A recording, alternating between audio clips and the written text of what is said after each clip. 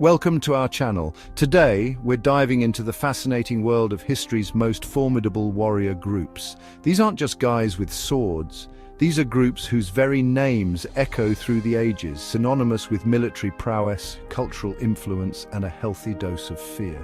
We're talking about men forged in crucibles of discipline, their lives dedicated to a martial ethos that shaped not just their own destinies, but the fate of empires.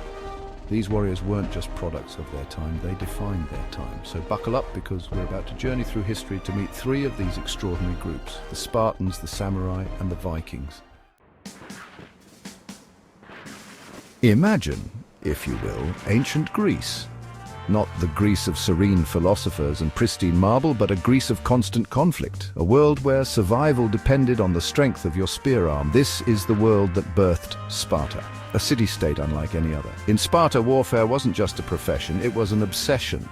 From the moment a Spartan boy drew breath, he was prepared for a life of martial discipline. We're talking about the agoge, a brutal training regimen designed to weed out the weak and forge the survivors into living weapons. Imagine boys, barely past childhood, subjected to grueling physical challenges, starved, beaten, forced to fight for every scrap of food and every shred of status. This wasn't child abuse. This was Sparta's way of ensuring that only the strongest, the most cunning, the most utterly ruthless individuals survived to wear the Spartan mantle. And wear it they did. The Spartans became the most feared soldiers in Greece, their reputation for unwavering discipline and sheer ferocity preceding them like a chilling wind. Think about the Battle of Thermopylae. 300 Spartans facing down the seemingly endless hordes of the Persian Empire, 300 against hundreds of thousands, holding a narrow pass against impossible odds. Now, we all know how the story ends, but that's not the point, is it? The point is the Spartans' willingness to fight, to die against an enemy that outnumbered them 1,000 to 1. The point is the way they made every single Persian life paid for in blood. The Spartans at Thermopylae weren't just fighting for territory, they were fighting for an ideal of unwavering courage, of absolute dedication to duty, of a willingness to face death without flinching. And that's what made the Spartans truly formidable. The knowledge that every one of them, from the lowest ranker to the king himself, would rather die 1,000 deaths than betray the Spartan way. They were more than just soldiers. They were embodiments of a martial ideal, an ideal that continues to fascinate and terrify us centuries later. Let's shift the lens of history eastward, to the island nation of Japan. Here, amidst a backdrop of feudal lords and shifting alliances, arose a new breed of warrior, the samurai. These weren't just skilled swordsmen, they were an entire class, bound by a strict code of conduct that dictated not just how they fought, but how they lived, how they breathed, how they thought. Bushido, the way of the warrior.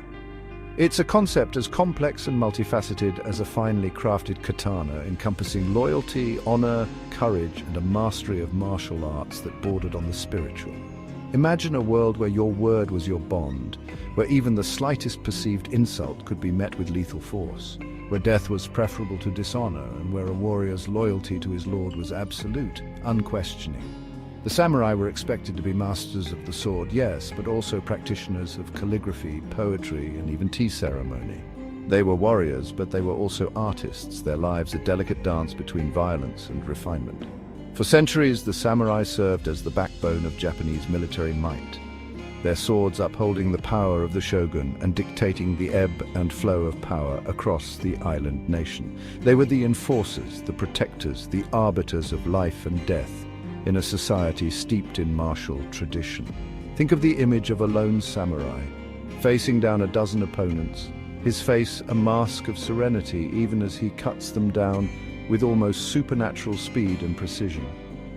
That's the image of the samurai that has captivated imaginations for centuries, the embodiment of martial skill wedded to an almost mystical sense of detachment.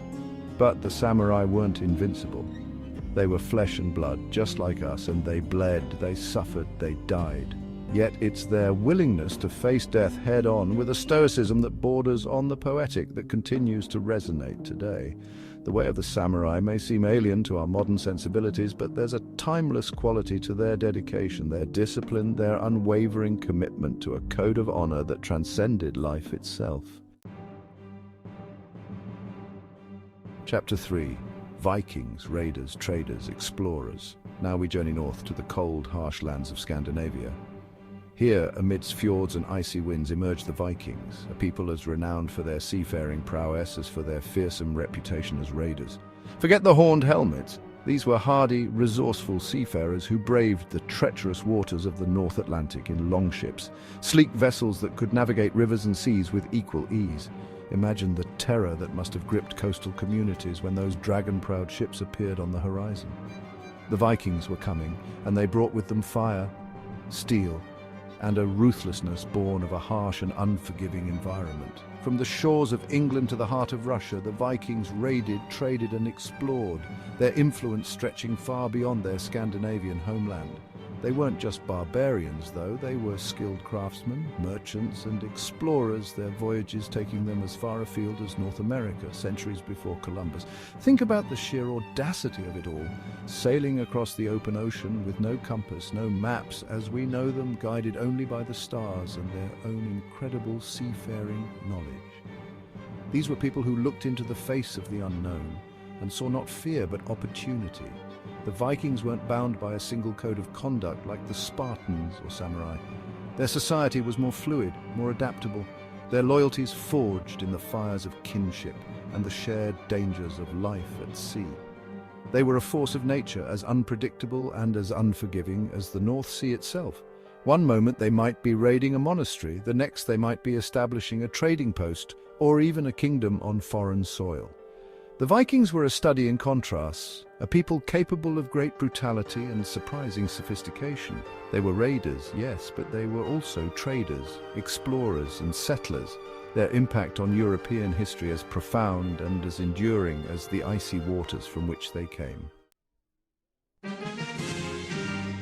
Thanks for watching. Don't forget to like, comment, and subscribe for more historical insights. The Spartans, the samurai, the Vikings, three distinct warrior cultures, each leaving their own indelible mark on history. Their stories remind us that warfare is more than just battles and bloodshed. It's a reflection of the societies that wage it, the beliefs that drive them, the codes that bind them. The echoes of these warriors' past still resonate today, reminding us of the power of courage, discipline, and the enduring allure of the warrior ethos.